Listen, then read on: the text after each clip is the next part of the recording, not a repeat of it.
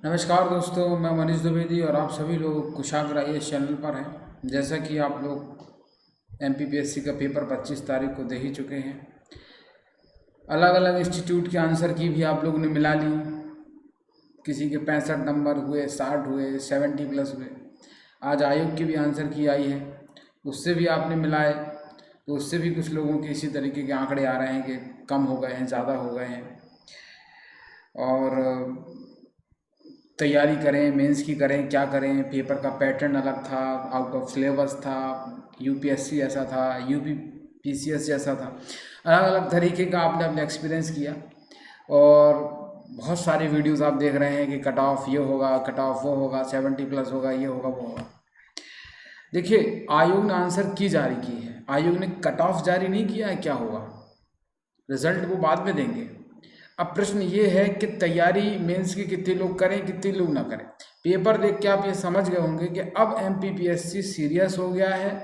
अब वो SI और कांस्टेबल के जैसा फैक्चुअल पेपर नहीं बनाएगा। मेंस भी बहुत तगड़ा आएगा, जिनका मेंस में सिलेक्शन हो रहा है।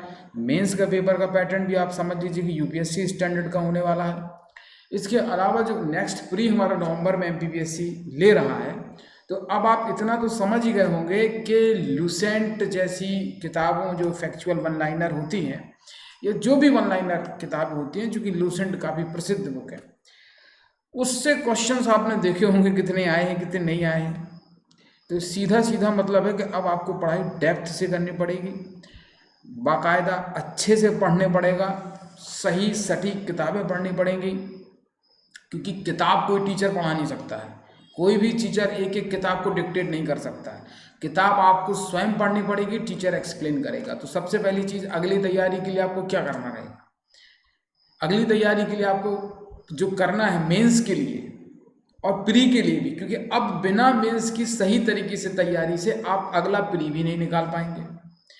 अब जिनके 65 से नंबर कम है वो भी मेंस पढ़ें 2 महीने तक, उसके बाद थोड़ा सा प्री को टारगेटेड करें। क्योंकि अब क्या होता था, प्री अलग एग्जाम था और मेंस अलग हो रहा था MPPSC में। अब UPSC जैसा पैटर्न हो गया, प्री और मेंस मर्ज हो गया है। बिना मेंस की अच्छे तरीके से तैयारी से आप प्री में कुछ भी नहीं कर पाएंगे।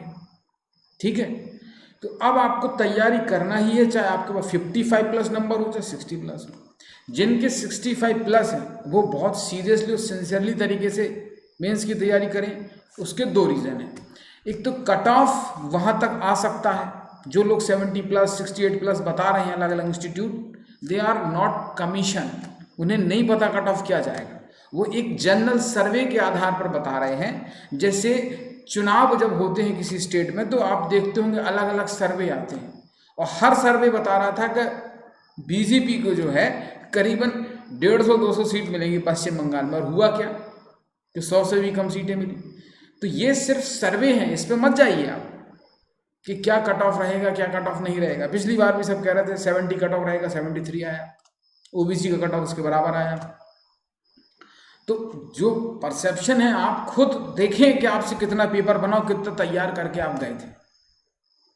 तो जो मेरे जानने वाले हैं, जो पिछले 3 साल 4 साल 5 साल से मेंस लिख रहे हैं, जिन्होंने पिछली बार 80 प्लस 85 प्लस स्कोर किया था, वो भी 70 प्लस नहीं जा पाए हैं, 71 72 से ऊपर नहीं जा पाए हैं, जिन्हें पिछली बार 84 85 स्कोर किया था और इस बार मेंस भी लिखा है और नॉलेजेबल है, व्यक्तिगत रूप से मैंने जानता हूँ। तो इसका मतलब कि वो लोग वहाँ तक नहीं पहुँचे हैं। तो सीधी सीधी बात है कि कितने लोग 70 प्लस पहुँचे होंगे, 500, 1000, 1500, मैक्स 2000, इसके नीचे भी तो लोग लेना। तो कट ऑफ एक ऑल टॉपर, कट ऑफ का मतलब हाईएस्ट नंबर नहीं होता है, कट ऑफ का नंबर होता है माध्य, जिसमें एक बच्चे मेंस के लिए आ जाएं आपके 15 गुना बच्चे, आप जानते हैं कि 15 गुना बच्चे लेने पड़ते हैं। तो कट ऑफ क्या रहेगा हम डिसाइड नहीं कर सकते कि 65 रहेगा, 6 रहेगा, 7 रहेगा, 8 रहेगा, 9 रहेगा, क्या रहेगा। बस मेरा ये कहने का मतलब है कि 65 प्लस वाले मेंस की तैयारी बिल्कुल सिंसियरली करें, क्योंकि उसके 2 रीज़न हैं। कट ऑफ आ सकता है नीचे, जो सीट है MPPSC आयोग का पैटर्न रहा है कि वो हर साल सीटें बढ़ा देता है। अब मान लीजिए वो 200 सीट बढ़ा दें तो निश्चित तौर पर कट ऑफ के 2 नंबर नीचे आ जाएगा। अब आपने तैयारी नहीं की, कई बार तो मेंस देने के बाद सीटें बढ़ा देते हैं, मेंस एग्जाम होते होते सीट बढ़ा देते हैं। एक चीज तो ये हो सकता है कि आप उसके अंदर आ जाए। दूसरी चीज, यदि प्रॉपर तरीके से मेंस की तैयारी नहीं करेंगे, अच्छे तरीके से डेप्थ में पढ़ाई नहीं करेंगे, तो अगला प्री भी नवंबर वाला नहीं निकलेगा आपके पास, 4 महीने हैं। तो पढ़ना कायदे से पढ़ेगा। ये जो एक धारणा थी कि अरे प्री तो 15 दिन 1 महीने में हो जाता है, नहीं होगा, नहीं होगा, कभी नहीं होगा, ये आयोग ने बता दिया है। और प्री तो होगा ही नहीं, तो मेंस की तो बात ही खत्म होगी। अब मेंस आप देखना क्या पेपर आएगा। अच्छे से पढ़ना पड़ेगा, कॉन्सेप्चुअली पढ़ना पड़ेगा, एनसीईआरटीज पढ़ना पड़ेंगी, हर क्वेश्चन कंसेप्ट बेस्ड था, चाहे पॉलिटी से हो, हिस्ट्री से हो। देखा आपने पूरा पेपर देखा है, एनालिसिस भी कर लिया 2-3 दिन में। और जो लोग ये कह रहे अरे वो क्वेश्चन ये गलत हो गया, अरे वो क्वेश्चन ये गलत हो गया, मैं ये नहीं पढ़, वो तुक्का मार रहे थे। आप दिल से पूछिए कितने क्वेश्चन आपसे पढ़ के बन रहे थे।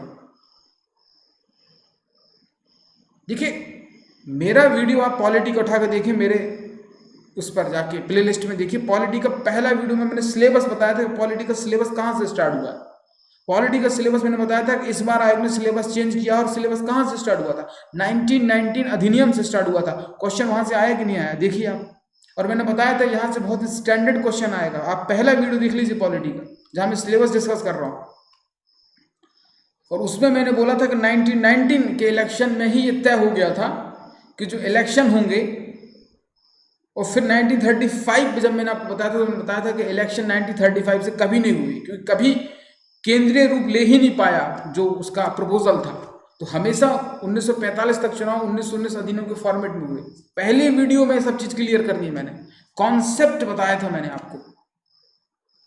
और मैंने बताया था क्वेश्चन किसी भी प्रकार से आएगा। यदि सिलेबस चेंज किया है और 1919 एक्ट से ही उन्होंने पॉलिटिकल सिलेबस सेट किया है, तो इसके पीछे कोई वजह है। एक एक चीज स्पष्ट की थी मैंने। एमपी की वीडियोस में आप देख लीजिए, सर ने क्लियर कट बताया था कैसे पेपर आएगा। देखिए अब वैसे ही पेपर आया क्लॉजेस में। भाई जो 10-20 नंबर के सरल क्वेश्चन आए कांस्टेबल लेवल के, वो तो सबसे बन गए कि ये बालाघाट में है, ये हीरा वहाँ है, पन्ना में है, यहाँ है, वहाँ है, कहाँ है, ये बन रहे थे। जो भी कॉन्सेप्ट बेस्ड क्वेश्चन आए, सर ने हिस्ट्री कितने डेप्थ में पढ़ाई थी आपको, आपसे वो क्वेश्चन बनना चाहिए थे, बने भी होंगे, ऐसा नहीं है। खुद से भी आपको मेहनत करना पड़ती। तो कहने का मतलब हम आपको पहले से बता रहे थे कि हम आपको यहाँ निपटाने नहीं आए हैं कि मैराथन चला दी, 12 घंटे की सिलेबस निपटा दी, ना ना ना। हमने कहा था हम आपको कॉन्सेप्ट दे रहे हैं, चीज़ों को कॉन्सेप्चुअली पढ़ लिए। आप अपने स्तर पे स्टैंडर्ड बुक को उठाइए, पढ़िए और कॉन्सेप्ट बनाइए।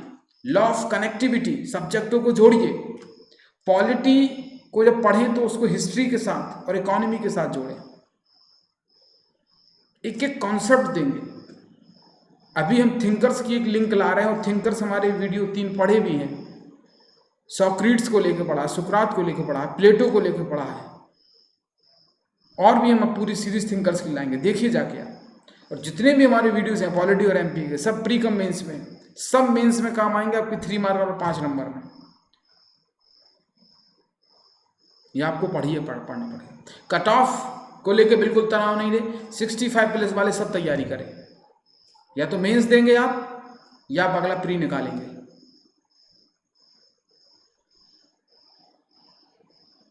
तनाव ना ले, ये गलत हो गया, वो गलत हो गया, हो गया, पेपर दे चुके हैं। टाइम मशीन तो है नहीं कि पास्ट में जाकर सुधार दें। कॉन्फिडेंस आएगा जब आप मेंस पढ़ लेंगे। कैग में पता नहीं था सर, संचय निधि क्यों, इसीलिए नहीं पता था क्योंकि मेंस पढ़ा नहीं ना आपने। यदि कैग के ऊपर आप 150 शब्द लिखते तो पता होता कैग के क्या काम है।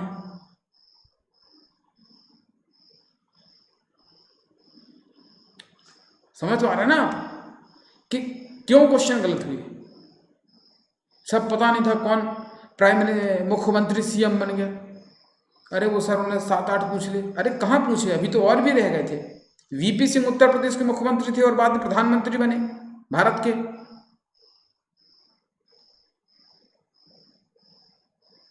अभी कहाँ थे, कभी इस दृष्टि से पढ़ा आपने? एक एक प्राइम मिनिस्टर को, उसको, उसकी लाइफ को जाना, एक एक प्रेसिडेंट ऑफ इंडिया की लाइफ को जाना। सबसे यंगेस्ट प्रेसिडेंट कौन है, इतने बार प्रेसिडेंट पढ़े होंगे, नहीं पता आपको? Neelam Sanjiva Reddy. Why should he elected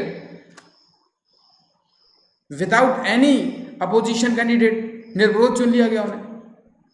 हर एक प्रेसिडेंट की स्टोरी आपको जाननी पड़ेगी, प्राइम मिनिस्टर की, उपराष्ट्रपति की, उपसभापति की, गवर्नर्स की, एमपी के जजेस की, पर्सनालिटीज की। आप क्वेश्चन का लेवल देख रहे थे, लीडर ऑफ अपोजिशन कौन कौन एमपी में नहीं रहा। अब आपको इस विस्तारित रूप से पढ़ना पड़ेगा। पैटर्न आयोग ने बता दिया है कि अब हम ऐसे ही पूछेंगे, लेवल ऑफ यूपीएससी पे चलेगा। अब आपको भी उस लेवल से पढ़ना पड़ेगा। तो हताश तनाव कुछ न ले, कायदे से पढ़ें। 4 महीना है, नहीं निकलेगा तो अगला प्री भी तभी निकलेगा जब कायदे से पढ़ेंगे। निकलता है तो मेंस लिखेंगे, और मेंस भी अब लड्डू नहीं आएगा, कायदे से मेंस आएगा, तो वो भी अच्छे से तैयारी करना है। हम यहाँ थिंकर्स की लाएंगे और भी वीडियोस लाते रहेंगे कॉन्सेप्चुअली।